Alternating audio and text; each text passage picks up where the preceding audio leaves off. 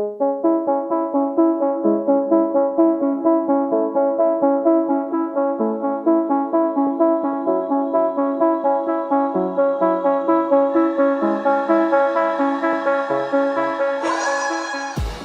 and welcome to the Blackout Podcast, where I get to talk to amazing people who do amazing things. And today, we first talked online during COVID, so it's great to see Joey in person. Actually, I'm sorry, Joe now. Thank Joe you. Hubley. Thanks for coming to the podcast today. Man, thank you for having me. This is an honor. I know Joey because like you had the song, you got it, and Tired Eyes, and like they were like insane. And you're like, nah, I'm revamping, I'm taking my music and turning around. Now I'm Joe Hubley. Let's talk, what was the reason behind the name change? I think I got ahead of myself. I started adding letters to my name, Joey, and like that. I said, hold on, I don't got the weight to back that up. So Joe is nice and short, one sound, you can't screw it up. Right. I think it's a good fit for me. So, and then the one thing I remember we touched was like, your album, you pretty much played every freaking thing on it. Like, why do you give yourself so much work? My mom says I'm neurotic. I don't know where that comes from. I don't know. It's a thing now. People are doing that. You see a lot of musicians, producing their own music and taking full control of how it sounds. And I guess it's not something I go into thinking, like I have to control every single piece of this. But it does kind of seem like a natural way for me to just kind of express what's going on inside. So I suppose like the process is just kind of hearing something and then putting it into my laptop. And then from there, with this new single coming out, I brought it to Üthful Studios, North-end Halifax. Up and coming, a great team of producers, and they kind of, what I thought, because what I used to do was just kind of put it down, mix it like a little bit, and then put it out. But they sort of took what I thought was near, if not the closest thing to a finished product, and they just broke down the barriers of my expectations. Wow. I was so happy with the product. I am so happy with the product. And so working with them has been a great way to shake up the process and add such a new dimension to it that I could not be more elated to put out into the world. How did you meet them? Well, I knew of Em Bowden-Gil. He went to my high school, Citadel High, go Phoenix. And we didn't really know each other. I knew of him because he released a project with a rapper from Halifax, Mo Money Mateo. They had a little duo going on, and I was a big fan of that project that they put out, maybe in around, I think, 2019 or so. And so I kind of already had his name in the back of my head. And then I saw that they were starting up this little studio, Em Bowden-Gil, and two others after they graduated the NSCC music production program. And so they started a little Instagram page. They were marketing their thing on the internet. And so I just happened to come across their page, and I said, I'm thinking about getting back into recording, getting back into releasing. And so I thought it was just a stars align, kind of a God's plan sort of moment that they're starting up their studio, looking for clients. I'm sort of looking to get back into the world of recording. And it just seemed like a good fit. And I went there, I met all of them, Em Bowden, Braden, Kamermans, and Colleen, the three young, up-and-coming producers at Üthful, and it was just a click. At least I felt it. I hope they can watch this, listen to this, and say the same. But every time I go there, it's a blast. The ideas that they bring to the table that we both have that are mutual and the like-minded ideas are great because it's always nice to kind of mesh with somebody, especially in an artistic sort of environment. Definitely. But the great thing about an artistic sort of environment as well is that you bring completely unique ideas to the table. And they will sometimes present an option or a situation musically that I would never even think of. You know what I mean? And so it's like that side is kind of what I do it more for. It's so refreshing to kind of get a complete new view on this product that I would never obtain without their experiences, their unique set of cultures and traditions, this whole thing. So it's been a blast. I could ramble on about it forever, but they are so great, man. And they're to thank for this new music that's going to be coming out. Right. So you have music, awesome music. You took this gap. What was the reason for the gap before this new project now? I hate to bring up the P word, but the pandemic sort of presented a lot of challenges as well. But I don't even want to put it on that because there's a lot of things that I felt like I just needed to get better at. I mean, like not to get too dramatic or deep or something, but I found personally, I felt like I can improve a lot of things about my person. And I think when you think about music, it sort of is like a je ne sais quoi, like a showcase of your personality. You know what I mean? It's a sample of who you are or what character you're trying to put on or what message you're trying to portray. And I found that I could just portray these messages a bit better if, you know, I was more comfortable and confident with who I was as a person. So long story short, I guess musically, I really wanted to refine who I was as an artist. I wanted to improve my songwriting. I wanted to improve my delivery and kind of make it more of a personal delivery, because you hear musicians and singers, and no matter what instrument they're playing, you know, they want to play like themselves. Sometimes it's very easy to take on another voice, and that could be metaphoric, or that could be very much the situation if you're a singer, for example. You know, even if you're Israel, you're interviewing somebody, it's like, you don't want to ask questions that like, oh, like one of my favorite interviewers, they would ask this question, so I want to ask this question. It's like, no, I want to hear questions that Israel wants to ask, you know what I mean? Yes, so yes, it's like, I think for me, it was like, I was really struggling to find like, who is Joe in terms of music, you know what I mean? Because I love to listen to music. Music has always been a home base for me, a very tranquil sort of experience. But I guess in terms of creating, when it came to outputting that energy, I was struggling to kind of put my thumb on the pulse. So I took a time of probably a couple of years or so just to refine and record hundreds and hundreds of demos.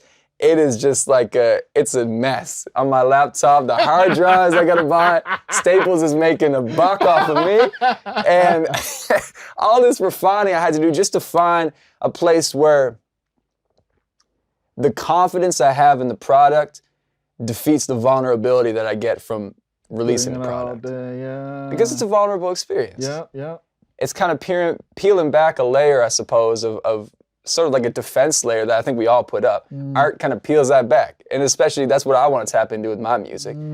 So now I'm at a spot where I think I said that really well. I'm gonna run that back. Confidence defeats the vulnerability that I get. And I could not be more excited for people to hear this. I used to be kind of embarrassed, like, oh, I'll turn that off. You know what I mean? I don't want, you know what I mean? But now it's like, you know, I could make it my ringtone and people call me and I could, because I get excited because I feel like this is very genuinely me. And the emotion that I get from that, I want other people to feel that. Man, that's so powerful. So you took this time out, find out who Joe is, especially, and then being able to express that through the music. So what did you discover? Lord, how much time do we got? I think, I mean, above all else, I think musically, I think I'm just more confident in my delivery. I like how my voice sounds, and that's not to say everyone will. It's not, you know, it's not great even when I'm talking. Like maybe someone's like putting this on mute when they hear Israel talking, they'll put it back on the volume. When's this guy gonna stop answering? But I think like I've just kind of improved, and that kind of comes with maturity. You know, there's a physical sense to it where your vocal cords mature, and your finger dexterity matures. You can get around the guitar a bit more, et cetera, et cetera. But I think also like just the experiences I can now draw from for songwriting. I think it's a more diverse palette. And I think it's a more, I think I guess maybe the vocabulary or even musical vocabulary that I have to express these ideas, I think is much more diverse and much more vast. And I think that just kind of creates a more appetizing product for people to listen to. I think I'm able to tap into, and I'm not trying to gas myself up or anything. I mean, I know where I was and I know where I am now. And just the growth that I've seen, I just think me personally, because that's, you know, at the end of the day, that's who you should be creating for, is yourself. And I think when I look at this new music coming out, I think that it's just something I feel much more comfortable with and confident with. And I think it's just because I've matured. I have more experiences in life in general. I've made it this far, 19. I'm basically all the way there. This is who I am now.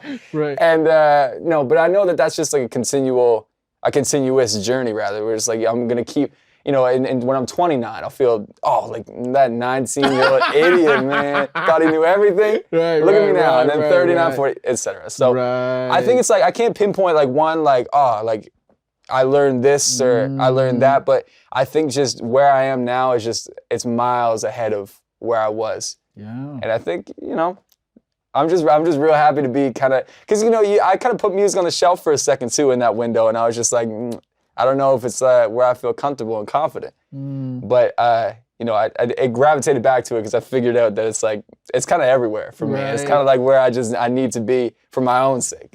So I think I'm happy that I found my way back to a place where I feel happy, Yeah, before we get into the new single and stuff, one of the things you were doing was the radio show. Yeah. Yeah, let's talk about that. Yeah, man. I go to university in Mount Allison, in Sackville, New Brunswick, and I did a little campus radio show for my whole first year, and it was real fun. The best thing I think about it was I was able to tap into a lot of different music, Canadian music specifically, and I'm a big R&B guy, so getting to find like some Canadian R&B that's not like what's very contemporary and very popular right now, that stuff's great too, not to take away from that, but kind of peel back, find some alternative options, some 90s and early 2000s when Canadian R&B wasn't at the top of the scene. It was a blessing to just have a reason to dive into that. And the other thing too is sometimes you can email an artist and just want to pick their brain a little bit, but campus radio gives you like a reason to do that, and not just a reason to want to do that, but people take you more seriously. Right, you know what I mean? right. So it was kind of like a cheat code. I could just like email like some of my favorite Canadian artists and just be like, hey, I'm doing this silly little radio show, and I'd like to just talk to you about this new song, this new album, whatever. Talk to you about your songwriting process, etc. And then they just tell me. Right. So I have all your secrets because it was a genius, and I did a radio show, and now I'm plagiarizing everybody. No, but it's great to just be able to pick like-minded artists' brains, get into their sort of zone, and not gonna be like, Katie Tupper, Loviette, they do this, I'm gonna do that. It's like, just be like, okay, like what would that theoretical process look like for me? Like, how could I apply that to my own life? And I don't think there's like, there wasn't one person that would be like, use this certain chord here or something like that. But it was just like all very broad concepts, broad strokes that I was like, I think that you hear enough about that, and it's enlightening in a sense, you know what I mean? So that was the biggest blessing about having access to campus radio, which is a very fruitful community, I now know. It is. It was a great ride, you know what I mean? And I definitely, the interviewing thing, like, you could tell I love to talk. Like, I could talk for hours. And so I think that part about it, just being able to pick these people's brains that I admire and I look up to, and being able to maintain those connections too, like still be able to message them and get a response. Right, That's awesome. right. So yeah, I don't mind one bit. So it was a great experience. Okay, so now let's circle back to the new single. What's it called? Post Up. Why that song? Why that title? And why is it time to share it with the world? I like that third question. It's all I keep going back to it just feels like God's plan. Insert Drizzy. I think he really, I think it's just, it feels right. Like, it feels good. It doesn't feel forced. It doesn't feel like I'm reaching for something that isn't there, which I've felt very, very often in my life. I really feel like I'm letting everything come to me. I'm a big basketball fan, and they talk a lot about, sometimes you'll see players, this can, I suppose, be in any sport, but in basketball specifically, you'll hear a lot about letting the game come to you. Because a lot of times you'll try and make a move that's out of your repertoire, you'll try and make a play that your team isn't ready for, and that's forcing the game. You don't want to force the game, Israel. You want to let the game come to you, because that natural flow will benefit your team in the long run. And I suppose that I kind of feel that way with music. My jump shot could use some work, but I mean that in music, I feel like I'm letting everything come to me. I'm not forcing or reaching. And so I guess it just feels like the right time. This feels like a very organic process, which I think is a recipe for success. Yeah. And so this song came about just like any. They all come a bit differently, but I heard one person describe it one time as those really great ideas as vomit moments, which is kind of gross, but you know, you always, if you ever thrown up before, you'll kind of have like a little moment before where you're like, oh, Lord have mercy, I'm about to throw up. Yes. And it's you know, it's shock and it's all this and all that, but you know, you'll kind of, it's like a nobody move. You know what I mean? It's kind of like when you have those ideas, you'll hear something in your head for a split second. It's kind of the same situation where you're like, nobody move until I can recreate this. Nobody say anything to me. Nobody do anything, because my life depends on recreating what I just heard in my head. Yes. And so I guess, you know, and who knows, who's to say if it's a great idea or not. It's one of my favorites, so I guess I can say that. And the song came real fast. I had the vomit moment, and I pulled out my laptop very quickly, and it kind of just played itself. I heard the first couple lines, and then it just flowed, and I was really, really happy. I heard an interview with Jack White of the White Stripes, and he was like, you know, sometimes I spend a certain amount of time with an idea, and I like that use of the words, with the idea, like you're kind of like tangling, you know what I mean? You're kind of like boxing with it. And he says if it takes him more than 10 minutes, it's not an idea worth having. I feel like I'm not that intense with it, but who knows? Jack White's doing better than me, so maybe he knows something that I don't. But I do really appreciate the fact that it feels very good that this came out. It doesn't, because I know I wasn't forcing anything. It was very, very, it flowed very well. The game came to you. Come on. Come on. I love it. I love it. You're speaking my language. Yeah. The game came to me, and in my dorm room in Sackville, New Brunswick. And so this song was born, and I'm very, very happy with it. And again, like I kind of mentioned earlier, I had the product there, and I thought it was near finished. And then I took it to Üthful Studios in North-end Halifax, and again, they just vamped it. They brought it to a whole other sonic universe that I never even thought it could reach. I never even thought was achievable. And so I'm very, very happy with, feel like I keep going back to that, but I am very happy to be sharing this with the world. And post up. I mean, it's just about, you know, to go back to basketball terms, posting up, you know, it's kind of like a geographical position on the basketball court. And, you know, sometimes when you're bigger and you're in the post, you kind of got to make a couple physical moves to get under the bucket and get a basket and score for your team. And I guess it's kind of like, I suppose, a bit of a metaphor for, you know, a romantic relationship where sometimes you just got to do a bit of dirty work to score, you know what I mean? And not to score as in any kind of connotation, but it's just to make this relationship work. Sometimes you got to get under the bucket and make some physical dirty moves. It doesn't got to be pretty. No Steph Curry action. You know, we're talking Shaquille O'Neal banging around and just getting those points, you know what I mean? So sometimes you just got to get in there and do what needs to be done to get this to work. When do you plan to release it? Friday, April 7th. Oh my God.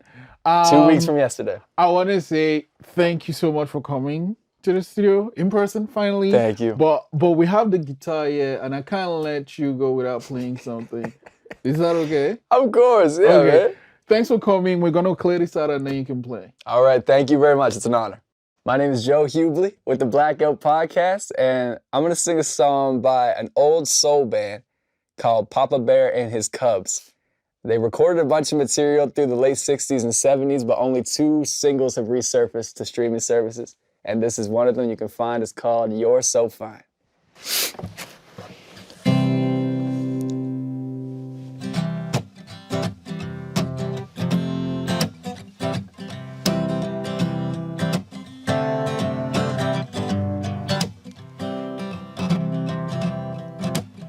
Say you can be my sunshine, you can be my rain.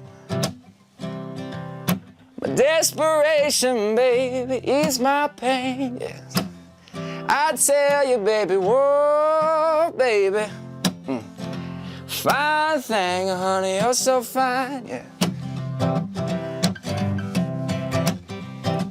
Why don't you call me in the morning?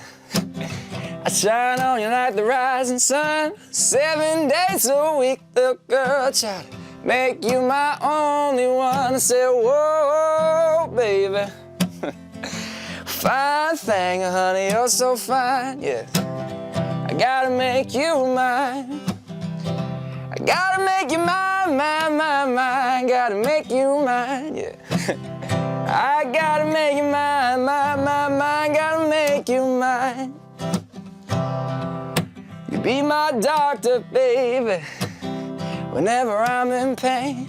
Don't you know you cool my aching fever simply by calling my name? I tell you, love, whoa, baby, a fine thing, honey, you're so fine. Gotta make you mine.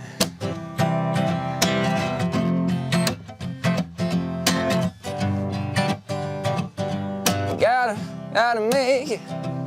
Maybe that chorus one more time. I gotta make you mine, mine, mine, mine. Gotta make you mine, yes.